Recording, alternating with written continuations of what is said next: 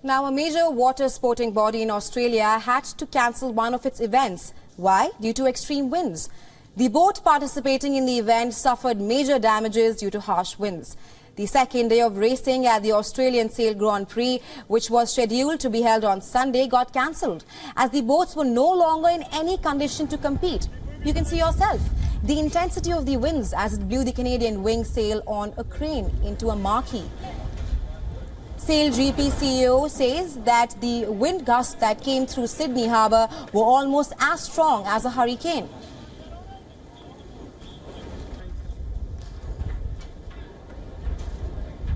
Well, it looked like, judging by the weather data, it was a pretty extreme event yesterday, meaning that the wind gust that came through was almost hurricane strength.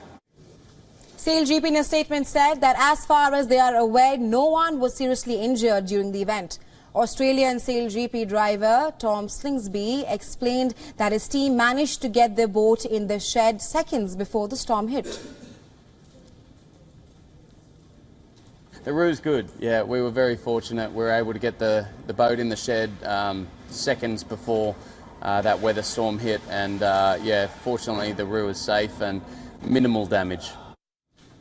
And putting light on the upcoming event, CEO Kaut said that SailGP will be able to proceed with the event or the next events in Christchurch and San Francisco with some potential changes or compromises. The next edition will be held in New Zealand, which is scheduled for 18th and 19th of March.